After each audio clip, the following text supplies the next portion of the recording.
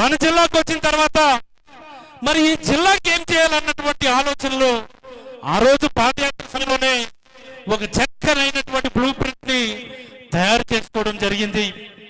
ఇక్కడ ప్రజలు చూస్తే ఎక్కడికైనా సరే వలస వెళ్ళి అక్కడెక్కడో చేపల వేట చేయడం, అక్కడెక్కడో పెట్రోలియం కార్పొరేషన్ లో పనిచేయడం, అక్కడెక్కడో పోర్టులో పనిచేయడం.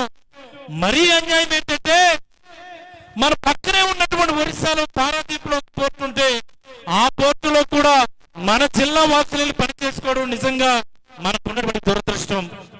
మరి వీటన్నిటికీ సమాధానం చెప్పాలని, వీటన్నిటినీ తోసిరాజని ఇదే జిల్లాలో పోర్టు కట్టాలని, ఈ పోర్టు గురించి ఎన్ని సంవత్సరాల నుంచి వింటున్నాం మనం?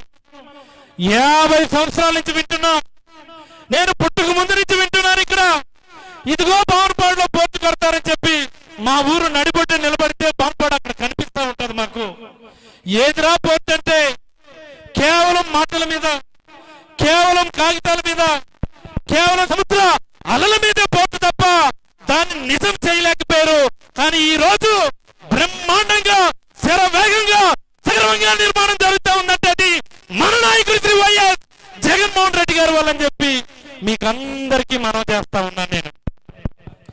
మరి ఇన్ని కష్టాలు వచ్చి ఇప్పుడే మూలపేట వాళ్ళు పైకి వచ్చి ఇంకా వాళ్ళ బాధల్ని ఏకరు పెడితే అందరికీ రిప్రజెంటేషన్ ఇచ్చారు. ఇంటింటికి వెళ్ళి వాళ్ళకి ఆ రోజు బ్రతుకున్నాడు. ఇంటింటికి వెళ్ళి నచ్చ చెప్పాం, కాలు పట్టుకొని చెప్పాం. ఎవరో ఒకరు త్యాగం చేయకపోతే ఈ జిల్లా ముందుకు రాదంటే సగర్వంగా నిజంగా వాళ్ళందరూ కూడా పెద్ద మనసుతో భూములు ఇచ్చి ఆ గ్రామాన్ని సైతం అక్కడి నుంచి ఇక్కడ మారడానికి అంగీకరించినటువంటి వాళ్ళందరికీ ఒక్కసారి మీ కష్టాలతో మధ్య మనందరూ కూడా కృతజ్ఞతలు తెలియజేద్దామని చెప్పి మీకు అందరికీ మనం చేసుకుంటా ఉన్నాను నేను. ఇన్ని కష్ట నష్టాలు కోర్చి పోర్టును గ్రౌండ్ చేస్తే ఈ రోజు వచ్చి అంటాడు ఇది చంద్రబాబు చలం వల్ల. అల్లా భోగాపురం పోర్టు దగ్గర ఎయిర్పోర్ట్ దగ్గరికి వెళ్ళి నిలబడి అంటాడు ఇది చంద్రబాబు చలం వల్ల. నేను అడుగుతా ఉన్నా, నేను ఈ కింజరాపు కుటుంబ సభ్యులకి ఒక్క కింజరాపు వాళ్ళంటే సరిపోదు, కీర్తి చోరుడు కింజరాపు కుటుంబ సభ్యులకి అంటా ఉన్నా నేను. ఏమంటాను? కీర్తి చోరుడు కింజరాపు కుటుంబానికి నేను అడుగుతా ఉన్నా, ఇన్నేళ్ళు మీరు రాజకీయాల్లో ఉన్నారు కదా, ఈ జిల్లాకు మీరు తీసుకొచ్చినటువంటి ఒక్క ప్రాజెక్ట్ చూపించమని నేనైతే అడుగుతా ఉన్నాను నేను. ఆ మాటకొస్తే ఈ రామ్మోహన్ నాయుడు గారికో లేకపోతే అచ్చెన్నాయుడు గారికో కాదు, చంద్రబాబు నాయుడు గారికి కూడా నేను అడగదలుచుకున్నాను నేను. 4వ సారి మీరు ముఖ్యమంత్రి కదా, మరి మా జిల్లాకి మీరు తీసుకొచ్చినటువంటి ఒక్క ప్రాజెక్ట్ నేను ఛాలెంజ్ చేసి అడుగుతా ఉన్నా. మీకు దమ్ముంటే ఇదిగో ఈ ప్రాజెక్ట్ మేము తీసుకొద్దామని చెప్పి రూపీ విరిచి అక్కడ ఫోటో తీసి మాకు చూపించండి. లేదే ఒక్కటంటే ఒక్క ప్రాజెక్ట్ చంద్రబాబు నాయుడు గారు ఈ జిల్లాకి ఇవ్వలేకపోయారు. మీరు తీసుకున్నారు రాజశేఖర రెడ్డి గారి హయాంలో ఇక్కడే ఉన్నారు మా పెద్దలు ధర్మాన ప్రసాదరావు గారు అని, లేకపోతే ధర్మాన కృష్ణదాస్ గారు కానీ. ఆ రోజు వచ్చినాయి మనకి రణస్థలం దగ్గరేమో ఒక ఇండస్ట్రియల్ ఎస్టేట్ వచ్చింది రాజశేఖర రెడ్డి గారి హయాంలో. శ్రీకాకుళంలో రిమ్స్ మెడికల్ కాలేజ్ వచ్చింది ఆ రోజు రాజశేఖర రెడ్డి గారి హయాంలో.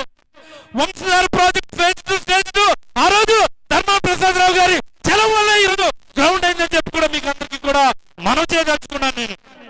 మరి ఈ రోజు చూస్తే ఒక మూలపేట పోర్టు కావచ్చు, వైఎస్ఆర్ కిడ్నీ రీసెర్చ్ సెంటర్ పలాసులో కావచ్చు, వైఎస్ఆర్ సుధుధార వాటర్ ప్రాజెక్ట్ కావచ్చు, అక్కడ భోగాపురం ఎయిర్పోర్ట్ కావచ్చు, ఇవన్నీ కూడా జగన్మోహన్ రెడ్డి గారి చలం వల్ల వచ్చినవి మీకు అందరికీ మనం చేయదలుచుకున్నాను నేను.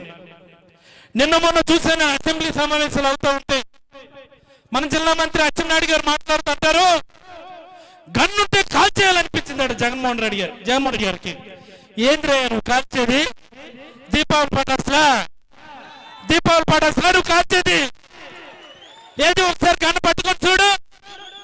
కోట్లాది గుండెల్ని చీల్చుకొని ఆ బుల్లెట్ జగన్మోహన్ రెడ్డి గారికి రీచ్ అవ్వాలని చెప్పి సందర్భంగా నేనైతే అచ్చెన్నాయుడు గారికి తెలియజేసుకున్నాను నేను. ఎందుకు కాల్చేయాలి జగన్మోహన్ రెడ్డి గారికి? ఎవరిని కాల్చాలి ఈ రోజు రాష్ట్రంలో నేను అడుగుతా ఉన్నా. ఈ రాష్ట్రంలో ఉన్నటువంటి సంపద అంతా తీసుకెళ్లి అమరావతిలో కేంద్రీకృతం చేస్తున్నటువంటి వ్యక్తులు కాల్చాలా, లేకపోతే ఈ రాష్ట్రం సమగ్రంగా అభివృద్ధి చెందాలని, అన్ని ప్రాంతాలు సమగ్రంగా అభివృద్ధి చెందాలన్నటువంటి నాయకుడు కాల్చాలని అచ్చెన్నాయుడు గారు నేను అడుగుతున్నాను. నేను ఇంటి దగ్గరకు వచ్చే ధాన్యం కొనుగోలు చేసి ఇంటిగా యూరియా పంపించినటువంటి జగన్మోహన్ రెడ్డి గారు కదలా, లేకపోతే దళారు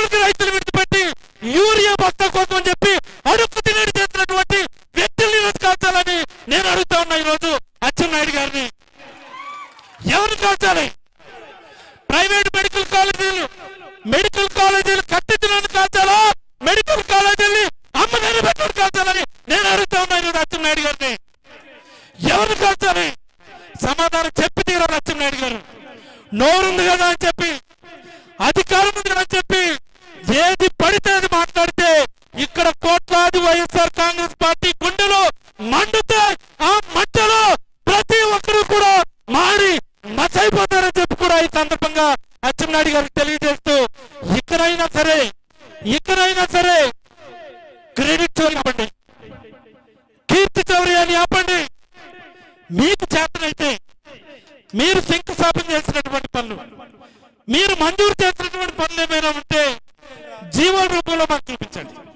ఇదిగో మేము ఇచ్చాము ఈ జీవో, ఇదిగో మేము డబ్బులు ఇచ్చాం, ఇదిగో మేము శంకుస్థాపన చేస్తామని చెప్పి చూపించి మీ డబ్బు మీరు కొట్టుకోండి తప్ప జగన్మోహన్ రెడ్డి గారు ప్రారంభించినటువంటి, జగన్మోహన్ రెడ్డి గారు మొదలు పెట్టినటువంటి పనుల దగ్గరికి వెళ్ళి మీరు వెళ్ళి నిలబడి ఫోటోలు దిగితే, హెల్మెట్ పెట్టుకొని ఫోటోలు దిగితే స్టైల్ గా ఉంటుంది తప్ప ఆ క్రెడిట్ మీకు ఎట్టి పరిస్థితిలో కూడా